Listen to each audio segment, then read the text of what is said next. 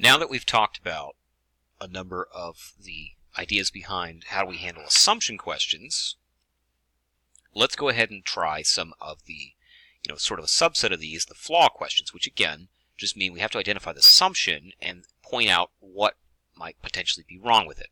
So let's just look at question number 1 for a minute.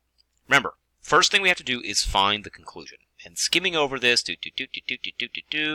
and look, we got a keyword here, therefore.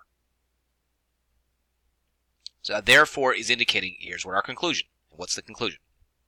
This particular additive should not be banned, therefore. So I'm going to just put this somewhat formally. If we, don't quote me on this, but our conclusion, put it in the little triangular dots. Conclusion is, if we have an additive, if we have this additive, therefore it should not be banned. Okay. Well, what's the evidence for that? Why would we make that conclusion? Let's see. Let's hunt for keywords. It looks like right after the therefore we have a because. That is indicating a reason. That's a why word, right? Why should we not ban it? Well, or should not ban this additive? Well, because its benefits greatly outweigh its risks. So let's just put this down for a minute. So we have something like the benefits of this additive. So I'll put benefits are greatly outweigh its risks. So we have something like, I don't know, we can say the benefits are greater than the risks. Okay, that's not like super logical here, but in terms of formality. But that's a useful little shorthand. Let's just keep going. All right, well, that's not enough to. Okay, but we're missing this term. Where do we talk about banning, right? Because if our conclusion is banned, we need that term somewhere. And it looks like, skimming over it, it looks like the beginning we have here is the common procedure for determining whether a food additive should be banned is to compare its health-related benefits with its potential risks. All right, so this is here. We got our keyword banned, and they give us some instructions about how do we get there. And they're not real specific about it, but they do say that we have to have some sort of relationship between, we're comparing in short, the benefits, which that was the term right there, with potential risks, which is that term right there.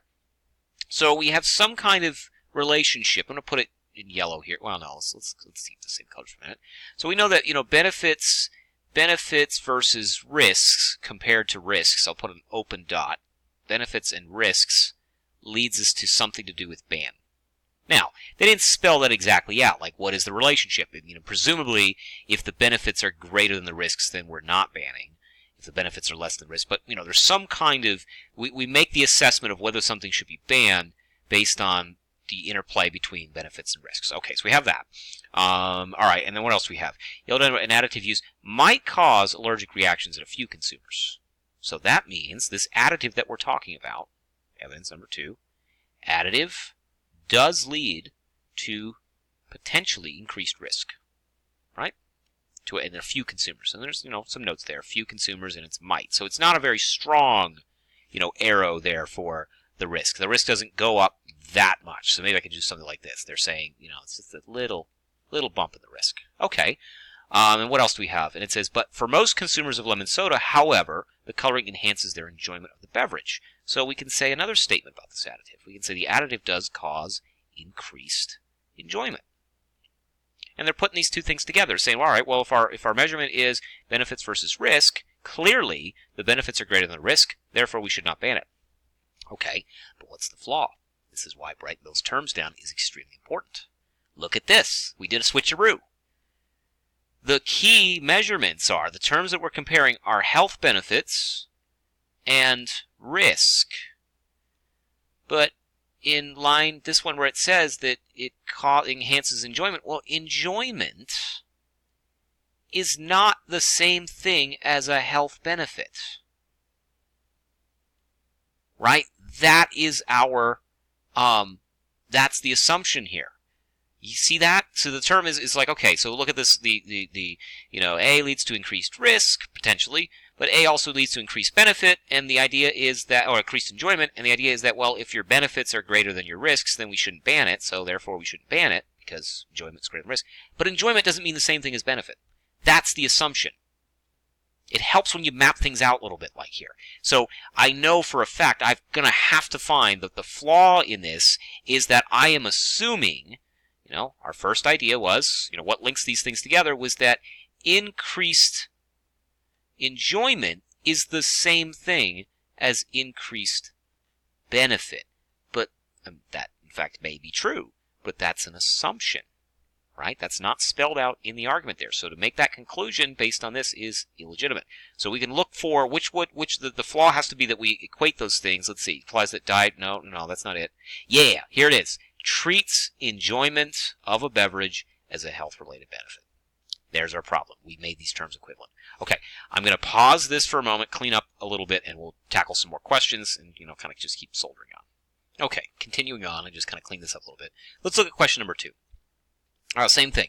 First off, what you would do is you would always look at the question, stem. Proposal mentioned falls short of offering a complete solution. So in other words, it's asking, well, what's the flaw here?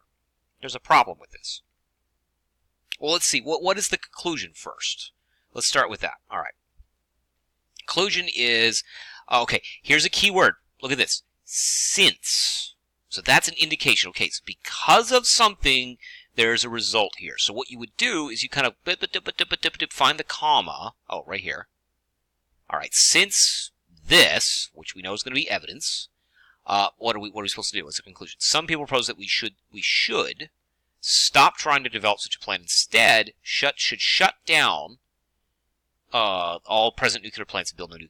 Okay, so it looks like our conclusion is, here's what we ought to do. I'm going to put this as, we should not, no development, develop whatever the plan is. We're also not, we should shut down all nuclear plants, so shut things down. And what's the third thing? Build no new nuclear plants. All right, so looks like we got, man, it's a long list of things. Okay, so here's what we got to do. Stop developing, shut down everything, build no new ones. Okay, well, why? What's the evidence for that? Why should we take that course of action? Let's see what we got. It says, let's look at the since for a minute. Since no suitable plan of safe permanent storage of such waste has been devised. Safe permanent storage. So it looks like, if I had to sum this up, it just basically states there's an existence of, there's no permanent storage. Permanent storage of such waste. Well, what waste do we talk about? Let's look behind it. Radioactive waste has been temporarily stored on site, but this is not a satisfactory kind of place for long term. So we have this sort of existence. We have radioactive waste. I guess we could say maybe something like this. It's temporary storage is not satisfactory, right? It's temporarily stored on sites. We say temporary storage is equal to, or is not satisfactory. Long-range storage, which I'm guessing is kind of like equivalent to permanent. Long-range storage, permanent storage. Okay, so we could say temporary storage is not permanent storage. All right, so let's not overthink this. So we got our claim here is like, okay, well, we have this temporary storage of waste, and that's not a good long-range or permanent solution.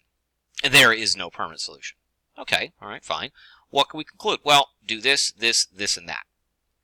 Well, wait a minute. Where did this even come from?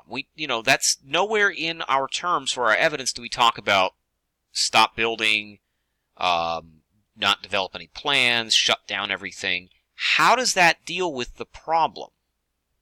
Right? That nowhere does that talk about, well, what do we do with our temporary storage, right? That seems like that's what the problem was. Temporary storage is not a good long-term solution, and we don't have a long-term solution. Well, that still leaves the temporary storage of radioactive waste just hanging there. So I would suggest probably what the problem is we're not dealing with the radioactive waste.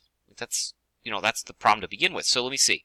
Going down the line. A, it would prevent the development of safe tech. Okay, we never talked about this. Safe technologies for electric power, that's out.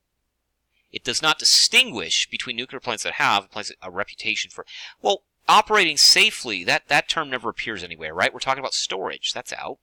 It does not provide for the permanent storage, okay, there's a term that we had, of already existing waste. That's it. There it is. There's our problem. Doesn't deal with the temporary storage issue. We're done. Yep. Okay, this is running a little bit long. I'm going to pause this video, and we're going to move on to do a couple more.